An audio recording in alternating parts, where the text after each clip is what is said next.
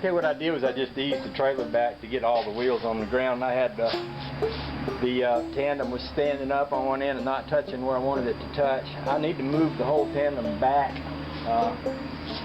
about another 2 inches, and I don't know if I can do it with the whole weight of the trailer on there or not, but I'm going to try. I was hitting it with a hammer before. It's slow, but it's working, so I'll hit it with a hammer some more. If that don't work, I'll try something else.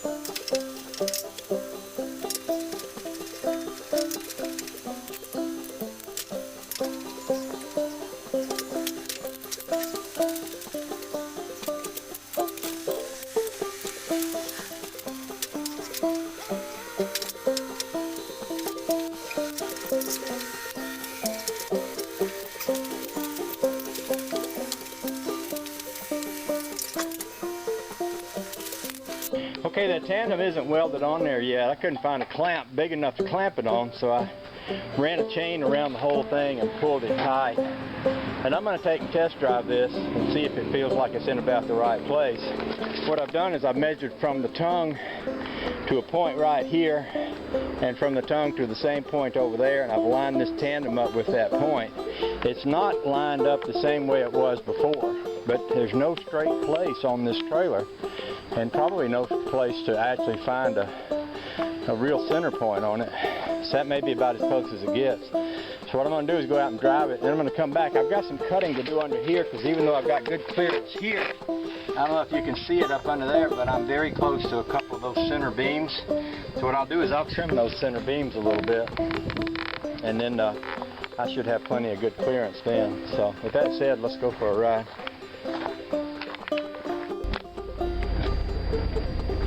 Okay, here we are riding along with the trailer behind. Call this test run. I'm not going to go awful fast, but what I am going to do is take it around to the flat piece of asphalt out in front of the house and let it sit flat. I might also uncouple it and recouple it and see how the weight is with nothing on it. And if I like it all good, I'll bring it back to the house and weld it up, and I'll do that cutting up underneath there that needs to be done.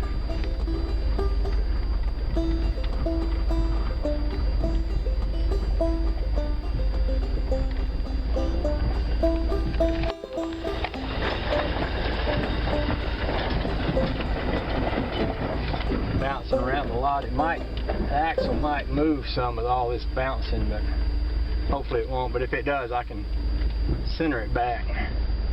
I guess I can't get a real test with it like this, but I can, like I say, uncouple it and see where that's one good way to tell a lot about a trailer is to see where the weight is. You want a little weight on the tongue, even when it's empty,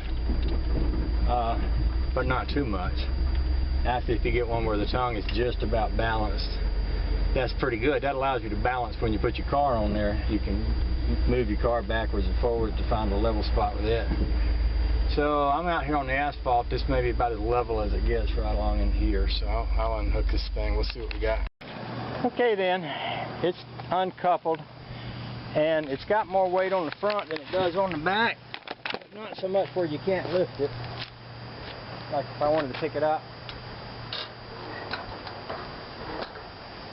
I can. Not tremendously, but I can lift it a little. So I think that's good. I think that's just about right.